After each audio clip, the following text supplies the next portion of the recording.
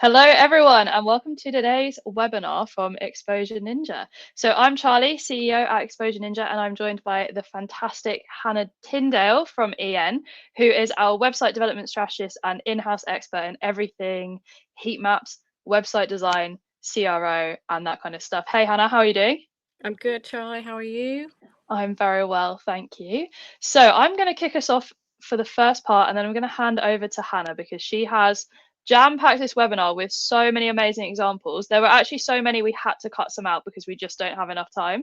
And we're going to be mainly talking about heat maps, redesigns, and iterating design to improve your conversion rates on your website. Basically turning it into a lead generation machine for hopefully 2025, but if not, at least getting it out of the door for 2026. So a little bit about why this is even important. Let's say 1,000 visitors enter your website and maybe 800 of those go on to browse your service pages, look at your product pages. Then let's say only about 2% of that amount actually convert and send an inquiry through your lead form or whatever form you have on there. Then let's say your sales team managed to convert around 40% of those. So a really good sales conversion rate. And so you've got 6 that make a purchase in the end.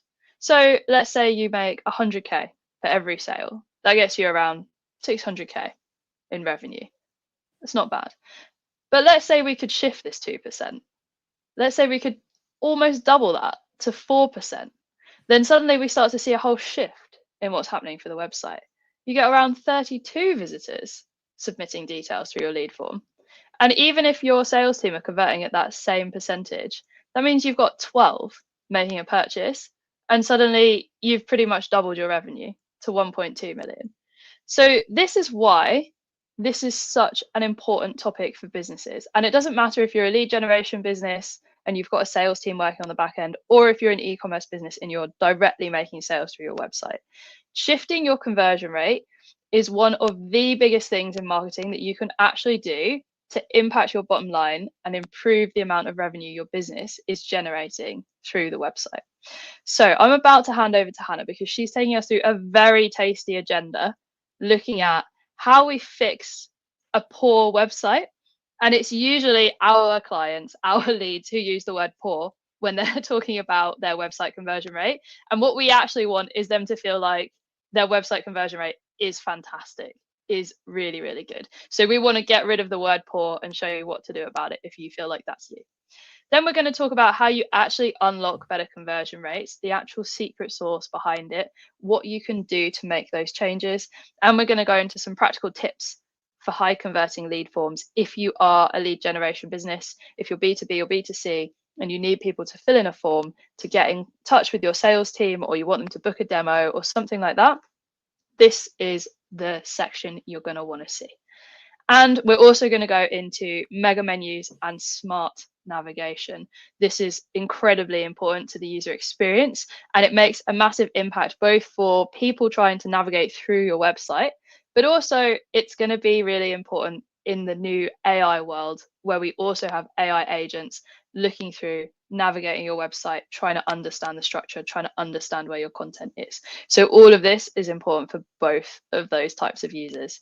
And if you're thinking, oh, I don't know, I don't want to ruin my brand here as well at the same time, we're going to be talking a little bit about brand too and why that's so important. We have also some clients whose main thought is, I just feel like this website isn't me, it isn't us, it doesn't represent our business.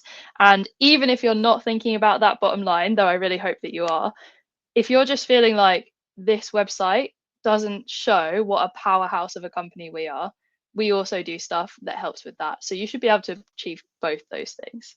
So Hannah, I'm going to hand over to you to start talking about website refreshes and what full redesigns can look like. Thanks, Charlie. Yeah, so we're going to start with a client that came to us called Transparent. So they came to us with a brief. They wanted to modernize what they had. They wanted to make it accessible, professional, and they wanted to really kind of clearly explain what they do. So this is what we started with. This was their old website. And you can see straight away, we're looking at kind of just the kind of top half of that homepage. but we're seeing what we're going to call a poor kind of above the fold there. It's really tricky to kind of see what they do, what their service is. That kind of heading there is not kind of giving us anything in terms of what they do and why they do it. Just below the menu there, we have got a CTA, but it's blending into that menu. And it's a really weak CTA there. Discover more of what? We're not even sure what this site is at the moment. So what can we possibly discover there? So we definitely needed to work on that. In this top half, at least, we're not seeing any of those trust signals. And that is a concern because we need to kind of show that proof, this first impression. And then lastly, this video, again, it's not working to tell any kind of story to help with this above the fold, with that heading or that CTA. And also the stock imagery used in the video, whilst a few years ago would have been pretty cool, pretty up there, now it's starting to feel dated. And with the brief that they wanted to have it more professional, this isn't kind of working for them as well. It kind of feels a bit too playful. So we knew we had a lot to do, and we needed to start right at the beginning with some solid kind of research and foundational work. So we took the branding team to look at the customer persona development. So here they're kind of looking at various elements. So customer call research, actually speaking to real life existing clients of Transparent, getting to understand, you know, what was the process like, what were the pain points, why did they go with them? And with all that kind of research and knowledge, they're able to develop customer personas based on all that information. So who are we going to be talking to on this site? Who's going to be coming through? Who's going to be actually buying this service? And then with all that knowledge, we can actually create buyer funnels. So how someone moves through that site and becomes a lead.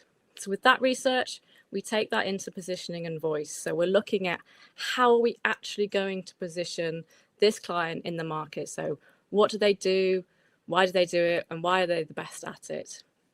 With all that information as well, we develop their CTAs. So we saw on that other slide, they have a discover more. That definitely needed work. We needed high commitment, low commitment, and then the general tone of voice. So who are we talking to and how should we be talking to them? Is it professional, technical, all those kind of aspects?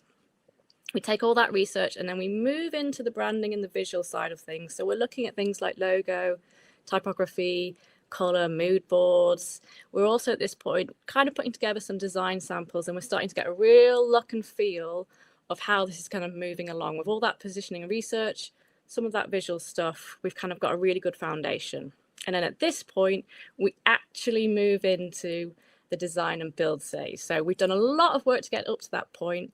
And at this point, some of that research and foundational work isn't over, but we bring in the SEO team and we're starting to look at the structure of that navigation. So how's that working? Do we need new pages? Are we going to call these pages something different? We bring in keyword research, and then we start to then build out the wireframes. So kind of a lo-fi look to the site. We bring in the copy team and they start writing the content, not just the homepage, but the full site. So service pages, sub pages, it can be up to, you know, 15, 30, 60 pages, depending on the size of the site. So lots of work. And then we take all that into page designs in Figma and we start to build out those pages with everything we've learned. And then in comes the development team right at the end, and they build the site in a staging site so that we're not kind of detracting anything going to the existing site. And then once everything's kind of been QA'd and ready, we then roll it out and it goes live. And this is what we designed and built for Transparent.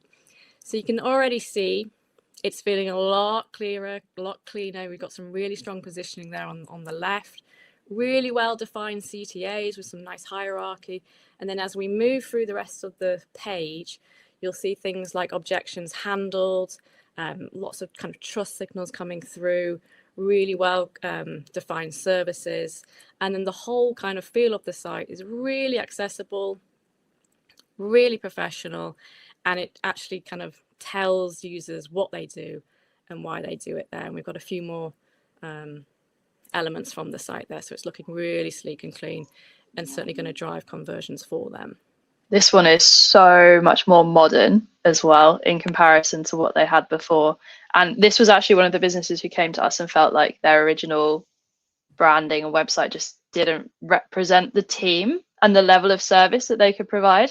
So I think this redesign did a massive job in showing how skilled the people behind this business actually are. It's kind of like their front page brochure when you think about a website, and it's massive how much it influences people's perceptions of the brand. I absolutely love this one.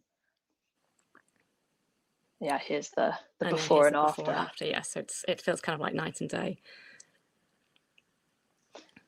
So that is a full redesign. You can see how much kind of work goes into that. There's a lot of research, a lot of kind of investment in time, and everything else. But there are other ways that you can refresh your website, and we're going to take a look at another option where we have refreshed a homepage based on some of the learnings and findings that we've done through Heatmaps. So this is where we started. So DSLD came to us a few years ago. This was their old website. They had limited data, but what we did know was that it wasn't converting. It had a 0% conversion rate.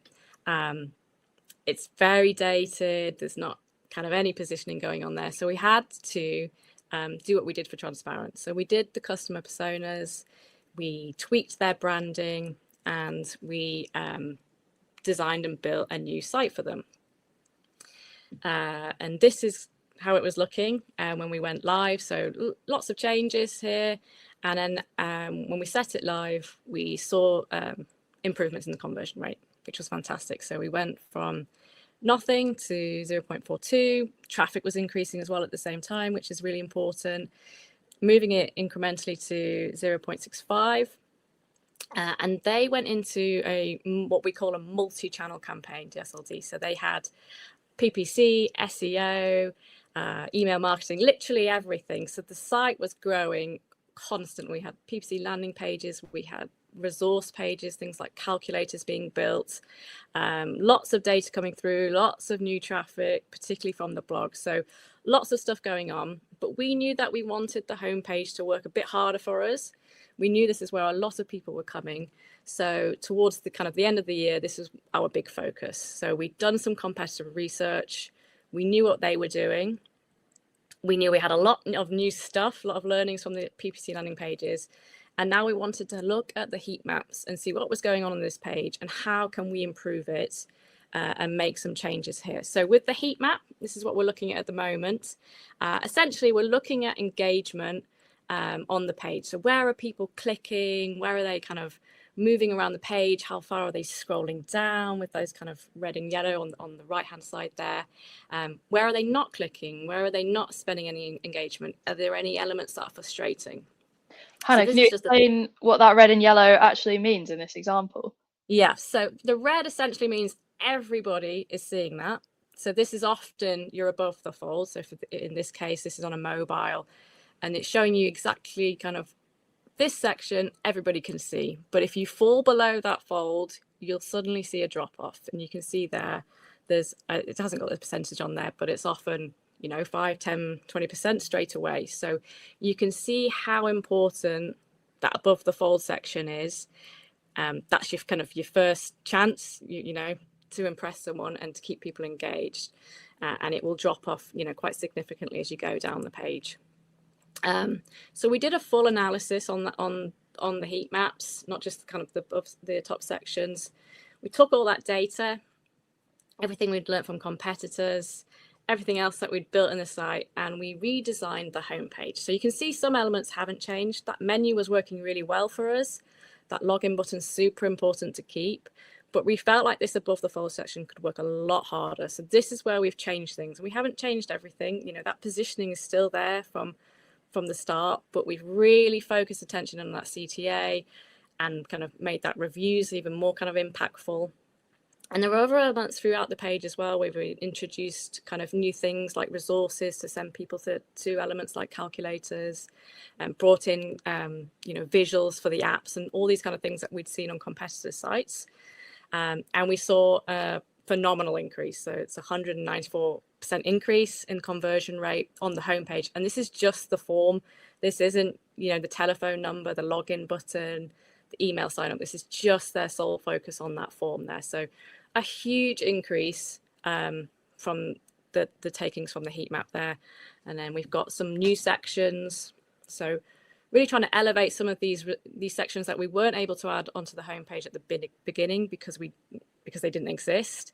And so we've built kind of custom icons to push people to things like the calculators, showcasing their app as well, because that's where people are going to be downloading and actually filling in their application there. And then with Heatmaps, it's not done. We always go back. It's important to see how things are working because you might want to make incremental changes again. So here we can see the homepage for the desktop. Lots of lovely action around that menu, which is super important. We want people to move on. Login button, also really important so people can finish applications. But lots of kind of direction towards that CTA button, which is fantastic. But I think the biggest kind of wins were on the mobile Heatmaps. So we can see on the next slide just how well the mobiles have done. So previously, everybody was going to that hamburger menu, and typically on a homepage, that is where everyone will go on the mobile. Like, that's just how our brains work. We know we can get where we want to go in the menu really quickly. But here, we've actually managed to flip it, and we've got the number one kind of click there, that gold one there is on the CTA. So we've now kind of flipped that, getting a lot more attention from mobile users actually wanting to engage with that first step. We've also increased that scroll depth as well. So people are actually moving down the page and clicking on, some of those kind of top of the funnel, middle of the funnel options, looking at options for mortgages or calculators, which is really fantastic on the mobile. So really positive to see. And then we got some before, after and after. So we started with 0% conversion rate, new website, new positioning, getting it up to 0.65, new website again, or new homepage at least, and it's 3% plus conversion rate. And we've got some other kind of really cool things happening on the site, which we're going to look at later in the lead forms. But yeah, just a really impressive kind of piece of work that you can do with Heatmaps. These are absolutely incredible results as well. Shifting from like a base 0 all the way up to 3% is huge, especially in a sector like finance, mortgages, home refinancing, where a lead value is really, really high. The interesting thing about this as well, Hannah, is I know that for DSLD, we're looking at the homepage here mainly, but we also saw huge increases when we did heat mapping work on their PPC landing pages as well.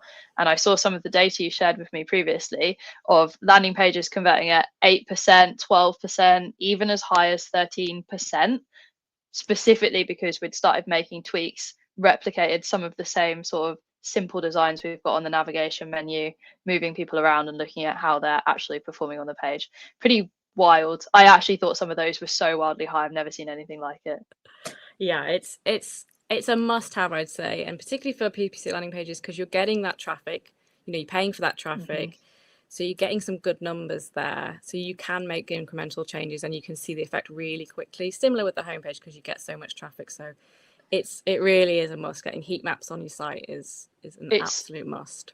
It's so foundational as well. I think you've hit the nail on the head that lots of people come into marketing and they're like, oh my God, I just want to get PPC going and I can't wait to get SEO going. But you accidentally see people like almost throwing their money into a black hole if they haven't first sorted out this website conversion rate. So you need a little bit of traffic in order to start seeing what's working, to gather data, to get heat maps. So you don't want to have absolutely nothing turned on. But if you're trying to scale your PPC budget and you're not converting well, you're losing so much out of the funnel there, and you're losing so much budget, that this is really, really fundamental. I absolutely love the work that we've done here. A poll should be about to appear on your screen as well, and I can see that we've got loads of questions coming into the chat, which is amazing. Please keep them coming, because Hannah and I will get through as many questions as we can at the end, and our colleague Dale is here behind the scenes pinning the questions that he thinks are most interesting. So there is someone there organizing.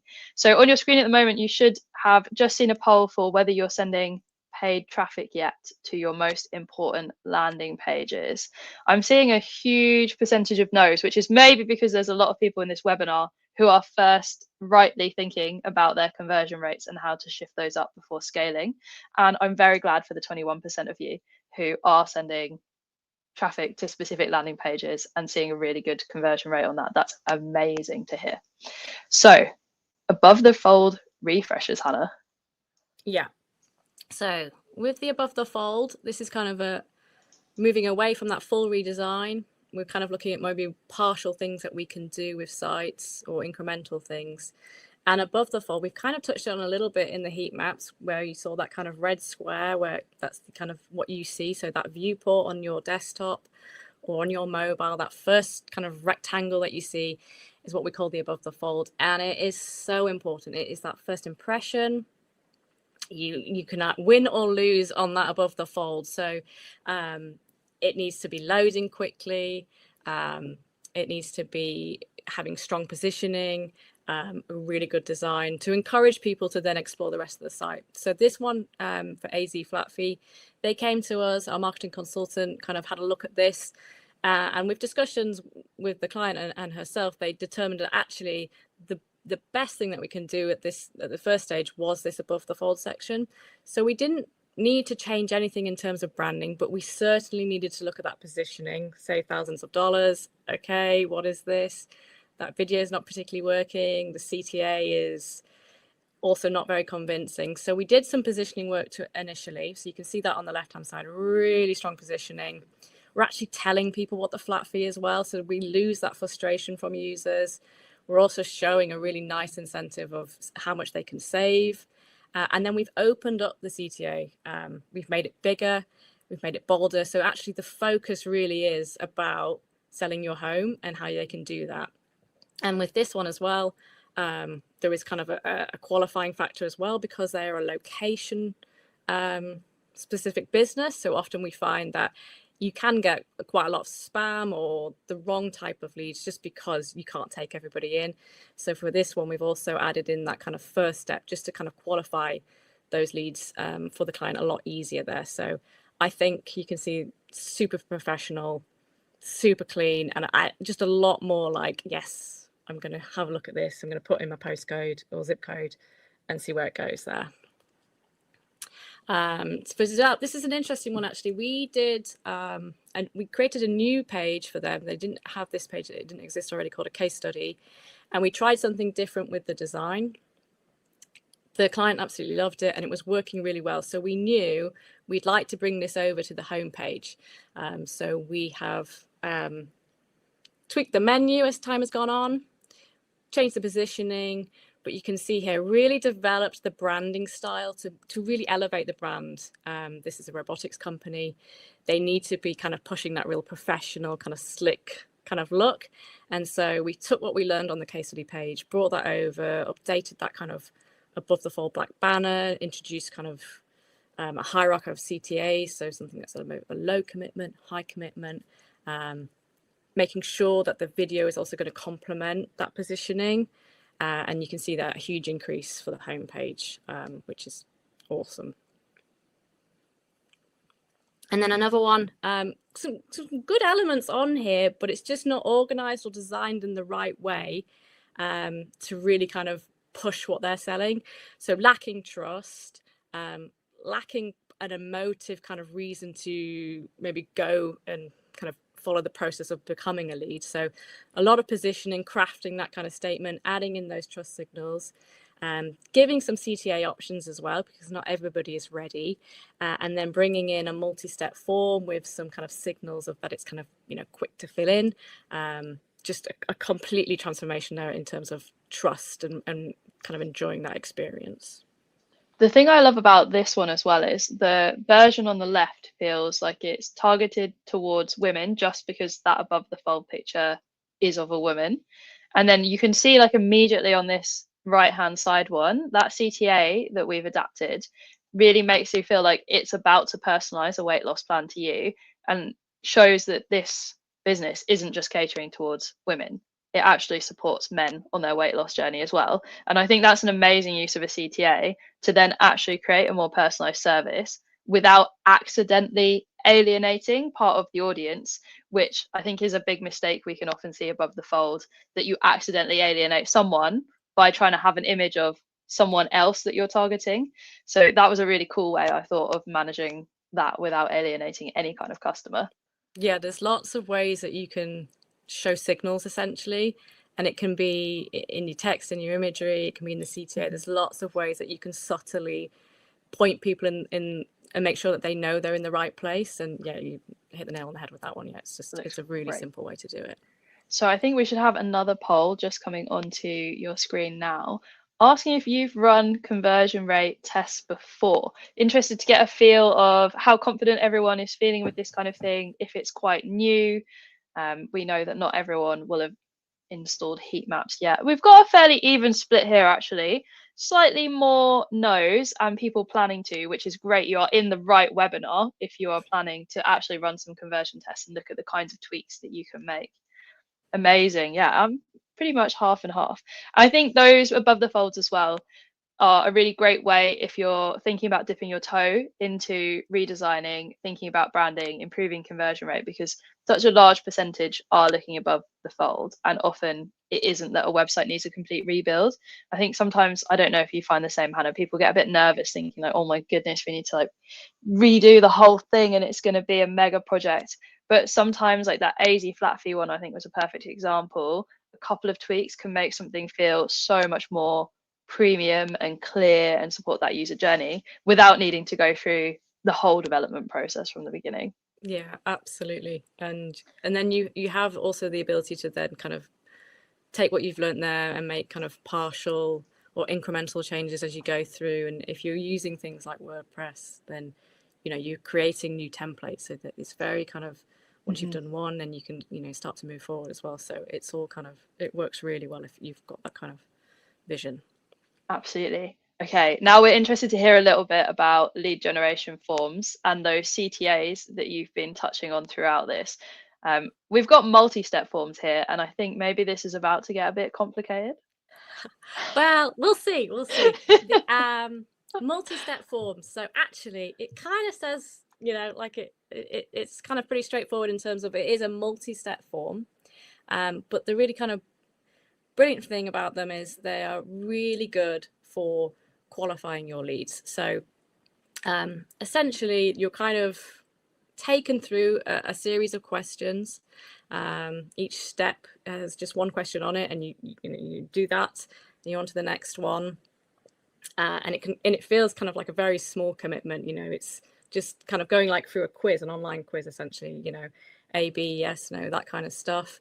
The questions often feel very natural, like you're kind of in a conversation, versus name, address, do you want a call back, that kind of thing. And so you're going through this step process, and at the end it results in, you might find out about a quote, you might be encouraged to, do an application, that kind of thing.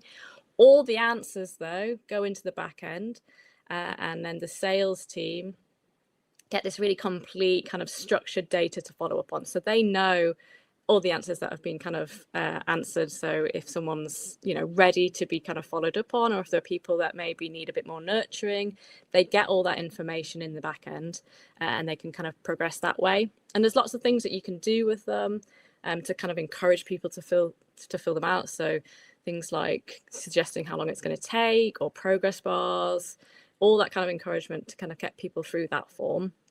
And there's other things that you can do with conditional logic. So this example on the right, you can see this is actually part of a form.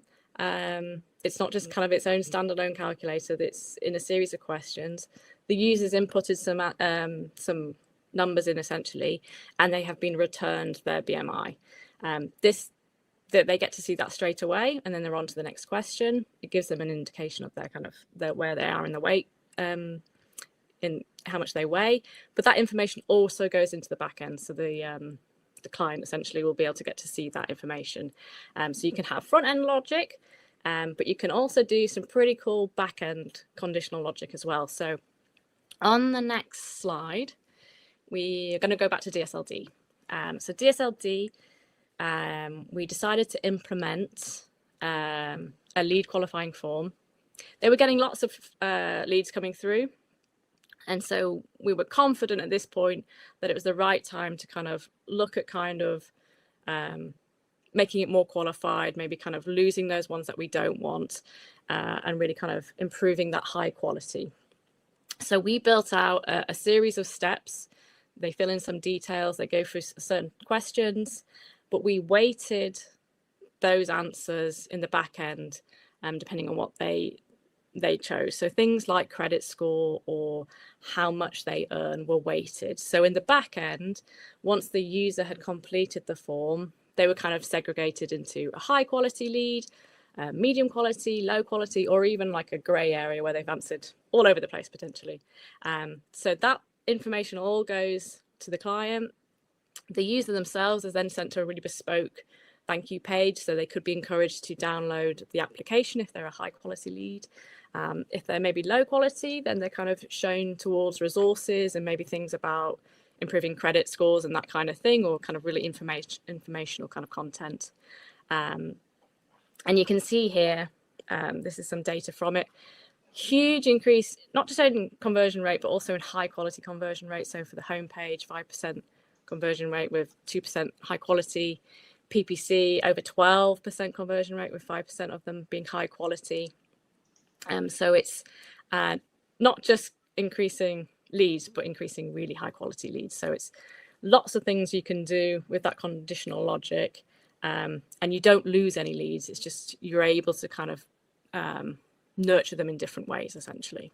Yeah, this is fantastic, because if anyone remembers the earlier screenshot, one of our first versions, we used a broader CTA, because remember at the beginning, DSLD had 0 leads coming through the website.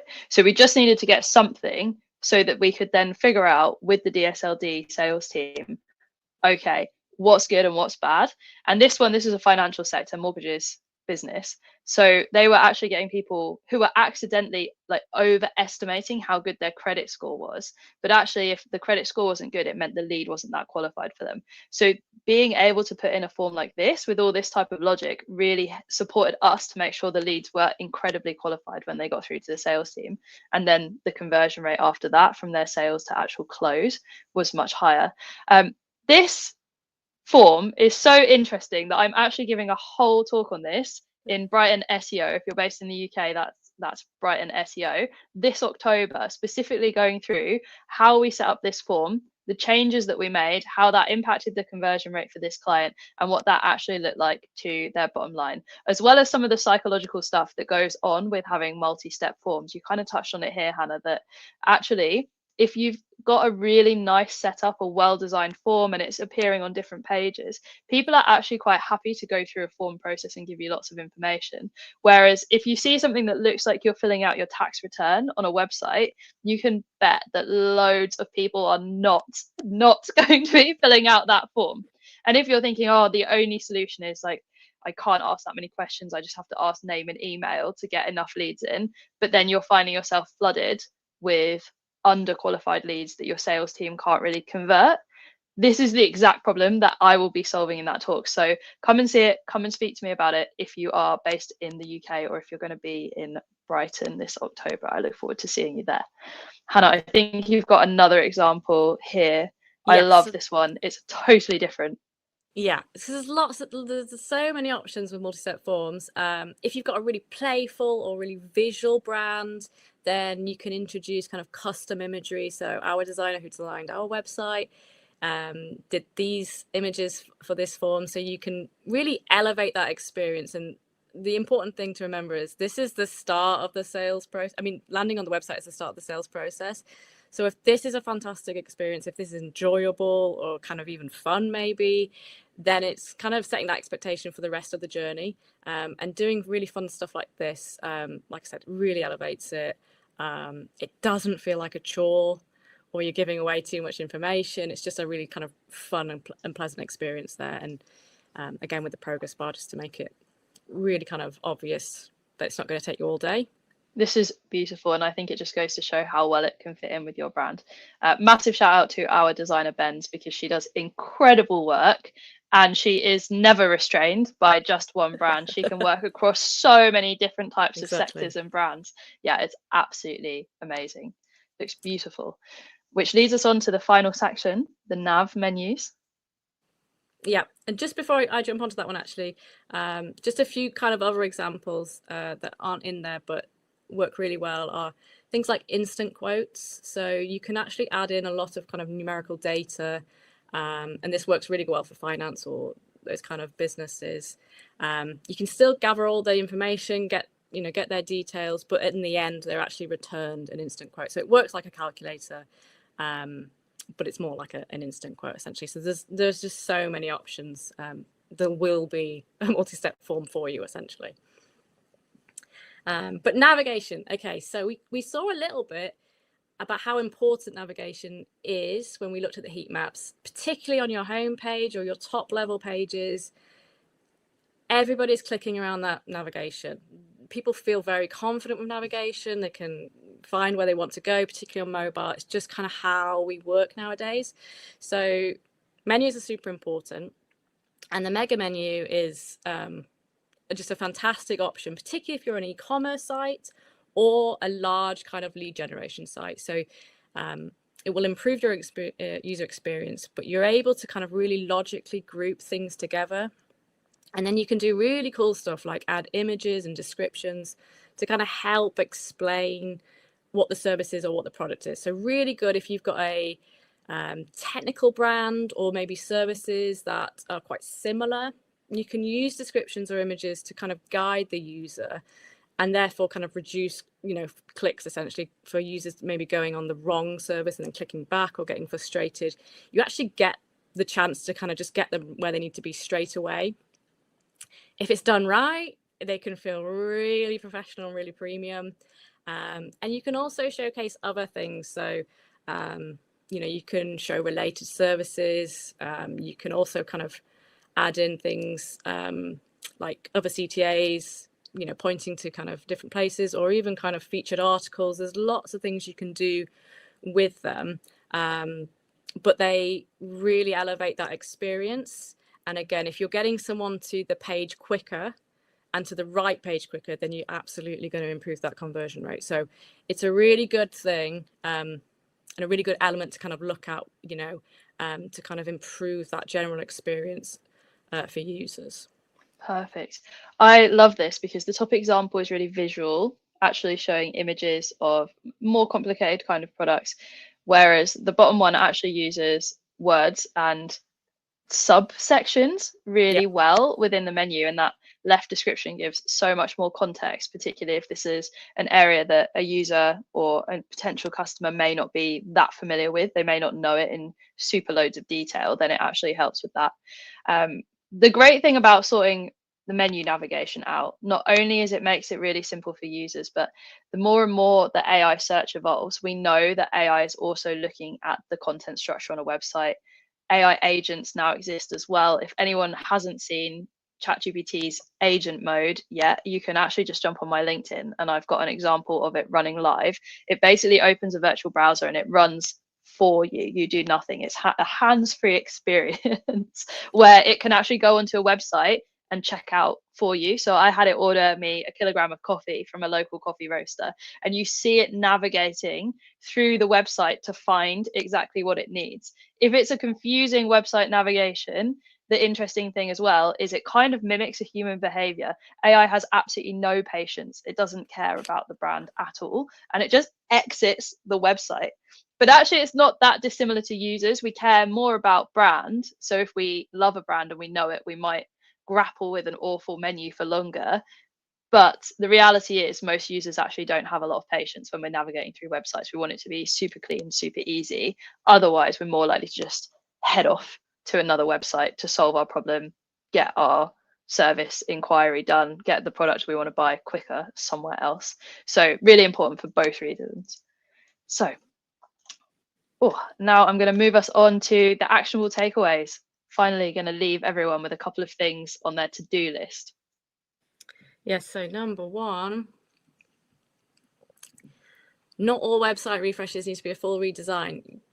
It's best to talk to somebody, one of our marketing consultants I'd recommend, and see what actually you need to do. It doesn't always have to be a full refresh. At some point, you might need to do that, looking at your positioning, maybe your branding, but often you might actually want to be looking at the homepage or the above the fold. So it's best to talk to someone before kind of going all in, essentially. Heat map data turns guesswork into strategy. Absolutely. So it's really important to have things like GA4 up and running, but with heat map data, it actually shows you how people are using that page. So where people are clicking, where they're not clicking. and then you use that data and you can actually put into making actionable changes with that strategy there. So it's really important. Above the fold is real estate prime. It's so important. It's one of the first places we'll probably attack with Crow. And it really is kind of make or break. So it's a really important place to look at and get right first. And a lot of the learnings that you take from there, you can move over to other pages as well. Multi-step forms and mega menus improve user engagement. Absolutely. If they're done right, crafted well, look fantastic, they will absolutely improve user engagement and therefore drive lots more leads. Always measure, always measure. Take screenshots before and after. Look at your data in J4 in Heatmaps. And just note when you're making changes, because if you've got kind of lots of plans, you may be changing the above the fold, you might be looking at your form. Just kind of note that down so you can refer back to it. It's really important. It will help you make more improvements. And continuous improvements beats one and done. So you want to be kind of always checking, tweaking, testing. It'll be a lot easier and in the long run, instead of maybe kind of doing one thing, going away and then having to come back to it and panicking and not knowing what to do next. So always kind of be on it. Incredible. Thank you so much, Hannah, for taking us through these amazing examples, but also 6 really good takeaways. These are some of the best takeaways I've seen from a CRO-based webinar. Hannah's going to be sticking around to answer your questions. So if you've got any, please pop them in the chat and we will get to them shortly. If you've enjoyed this webinar, we have more. We have more conversion rate stuff, more design stuff on our YouTube channel. You can scan the QR code now, and then you can find all of the videos from our past portfolio. And we have new videos coming out every Monday as well, talking about things like how to upgrade your landing pages, improve conversion rates for B2B and B2C. The 5 signs it's time to redesign your website. If you're not sure, hopefully that video will sort you out. If you're thinking, Charlie, I don't scan QR codes because I'm not Gen Z, that's okay. You can just go to youtube.com/@Exposure Ninja, or just whack Exposure Ninja in the Google search bar and it will take you to our YouTube. If you are thinking you need a hand, you maybe need a little bit of support, then we have a conversions accelerator that we do here at Exposure Ninja. It's a one-off project that gets you pretty much started, souped up on where you need to go. And the prices for that start at around $4,995, depending on what you need. There's a couple of screenshots of what that analysis actually looks like. And you get to work with a specialist just like Hannah in our team, who will take you through and present to you the things that you need to do to improve the conversion rate. So that includes an analysis of where you're at now, what your conversion rate looks like, particularly looking at your priority service and product pages and your homepage. A CRO audit, everything you need to know to improve your conversion rate. These are super, super thorough. Heat maps, getting them installed, figuring out how to use them. A homepage wireframe to actually understand, okay, how do we want to move the elements around? What do we want the UX to be like for the user? And we also do this on mobile and desktop, because mobile is so incredibly important to user experience, to SEO, to ads, to everything. So mobile and desktop are always considered in everything we do with CRO and website designs here. And I'm going to leave you with a quote from our lovely client Deirdre, who is from Transparent, the example that we used very early on, who was just so happy that we went above and beyond to create the website that they really loved, that their team loved, and that converted really well for them. And this is so important to us because we want every client who we work with on any kind of design change. We know that design can feel really personal and a little bit scary sometimes to a business to start shifting. It should be something you absolutely love and feel like it really feels like you, it feels like your business, it feels like exactly what your customers want to interact with and what you want your business to be known for. So our colleague Dale is about to come out from behind the scenes because he is our Q&A master. Hey Dale, how's it going? Pretty good, thank you very much. Hope everyone has been enjoying the live session today. Amazing. How many questions have we got? We've got 3 saved up, so if you do have any question, we do have time for them as well. So drop them in the chat and we'll be able to answer them as they come through. So the first question we have is from Libby, who'd like to know, I can actually bring this up on screen. Let me just pop that up here and get rid of this call to action. So how do you approach writing headlines for a more customer-focused business like your DSLD example versus a company like Transparent? Who'd like to take that one? I can take that one. So we have a team of copywriters who work on the CTA wording and the headlines, and we think specifically about both what the business can offer, as in what is possible to offer for a CTA, and what they want to communicate in their headlines. So, for example, if you work in HR SaaS, but you know that doing live product demos is just not possible for your team, then we figure out something that is possible. So, firstly, we think about that. Then we're thinking about what does the customer actually need. These two examples are really different because DSLD is super consumer orientated. It's home financing, home loans. It's actually can be quite an emotional process for people going through a refinancing, trying to find a mortgage. They also work with a lot of veterans and do veteran loans as well. So we had specific headlines for all of those types of audiences across custom PPC landing pages. One of the reasons that those converted so well was because they were so hyper targeted. And we're thinking a lot in the headline about what someone needs, but we're also using that above the fold. You might remember there was 3 sections to move the user through the site. So if they were getting a mortgage for the first time versus if they were actually refinancing their home, and thinking about softer things like maybe they just need to speak to a loan officer to understand. A company like Transparent, a completely different kind of audience because they're B2B, super professional, and people are making decisions.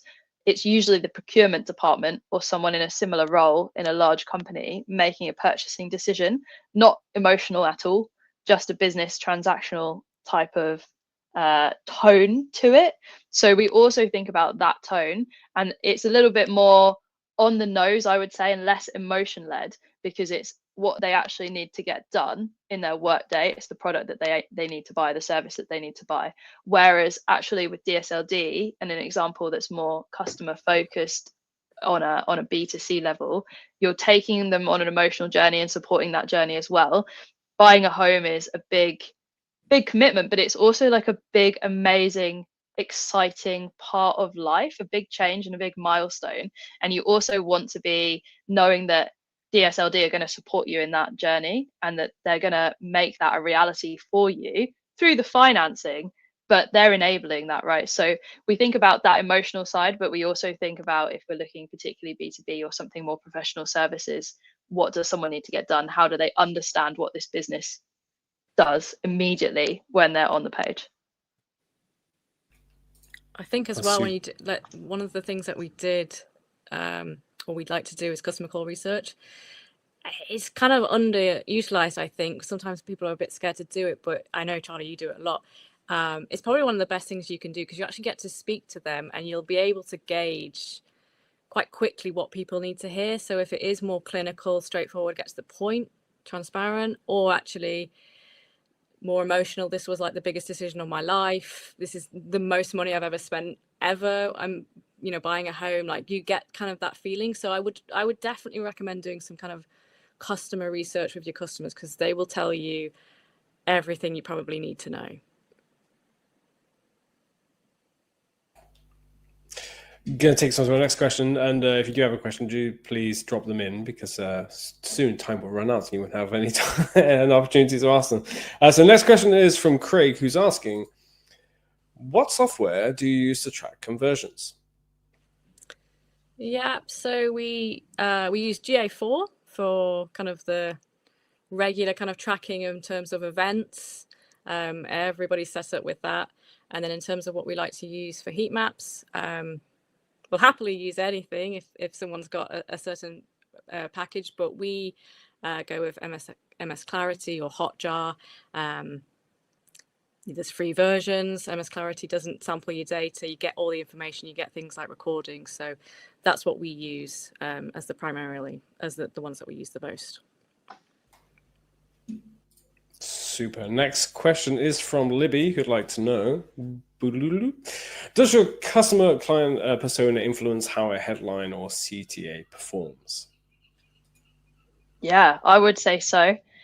We always do the customer persona first, or we at least expect someone if you've already got your own customer personas, we're happy to use them. If you've already done some customer call research, you're pretty sure that you've nailed your customer persona. If you're thinking not really sure, then we help with that, and that is what customer call research that we do is for. We also use demographics data in Google Analytics as well.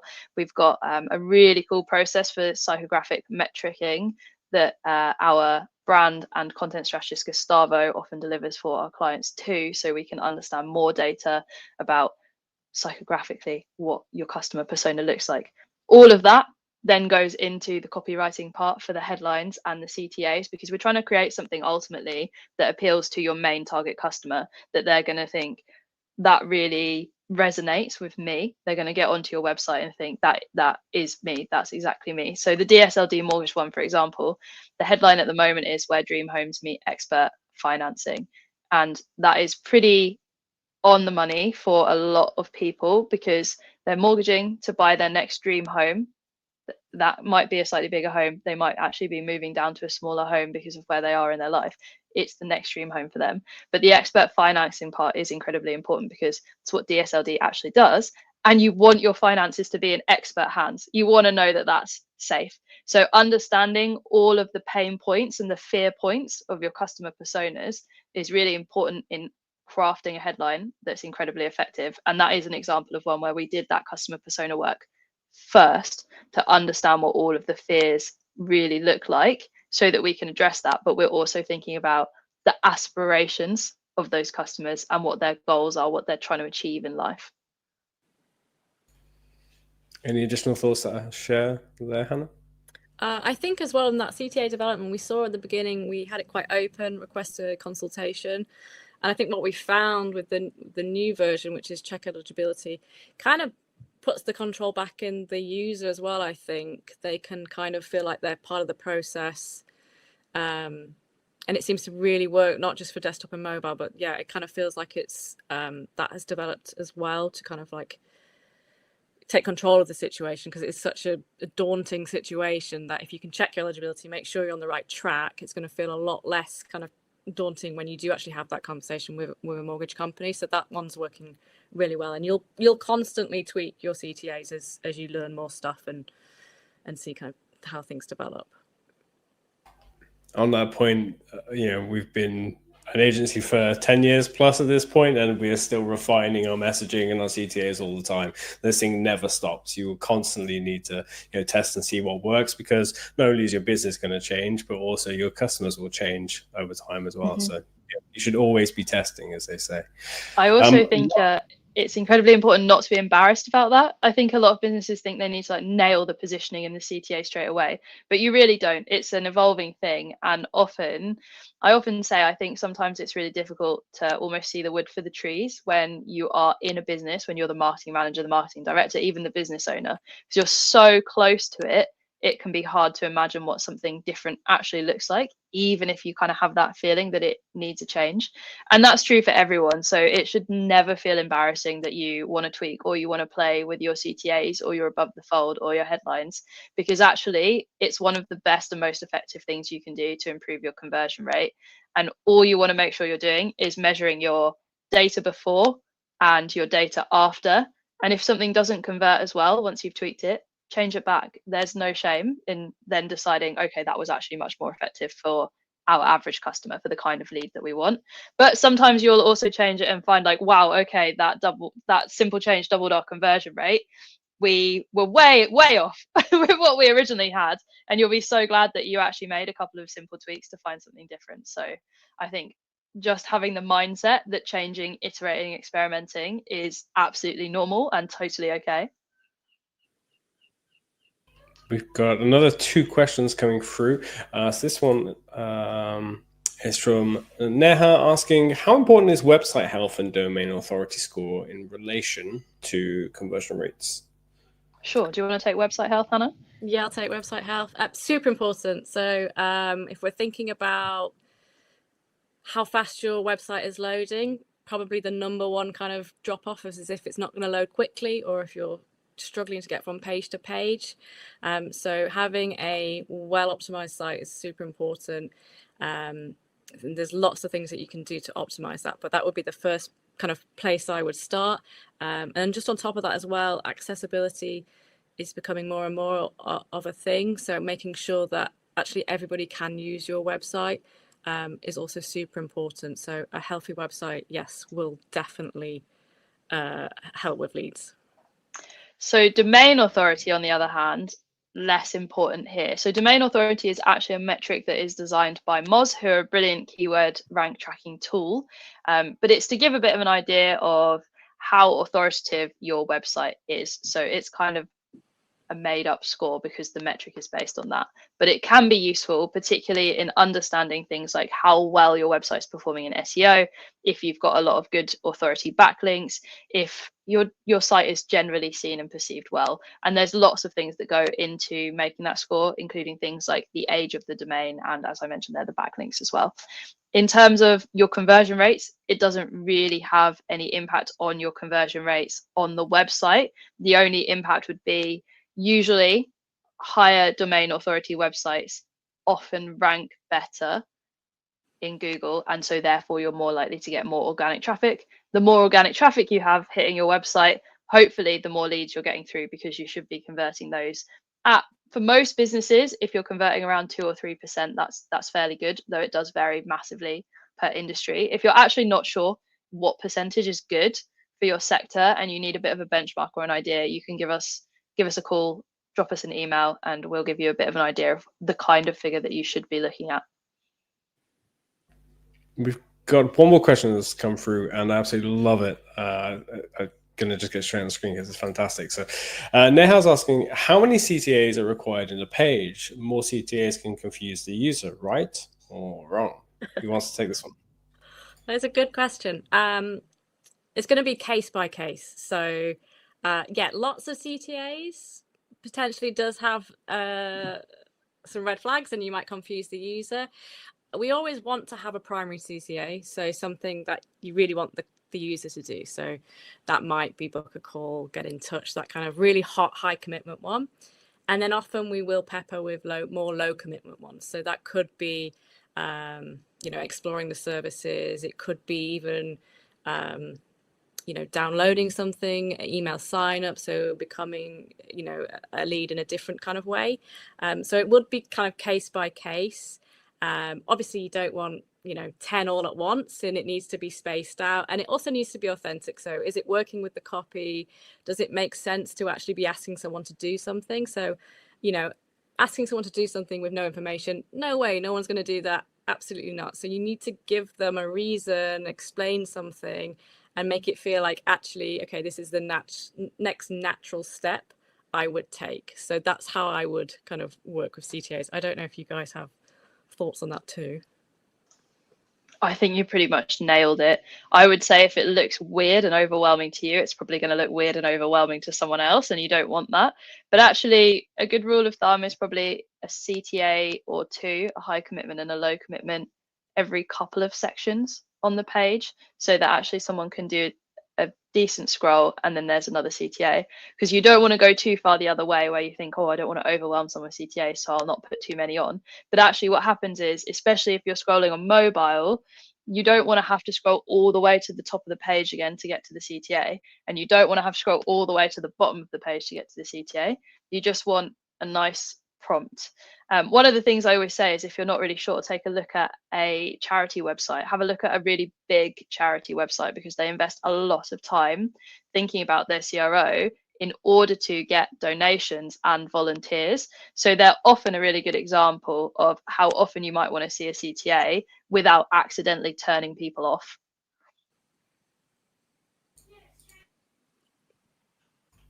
Just comes back to always be testing as well. Like, one of my favorite things is just run A/B tests and just have 2 different pages with 2 different setups, 2 different types of calls to action. Run that with enough traffic, a couple of thousand visitors over however long period of time, and just pick the winner. Just keep doing that, rinse and repeat for the next forever. Excellent. Well, shall I close this one out, Charlie? Would you like to? Oh, you go for it, Dale.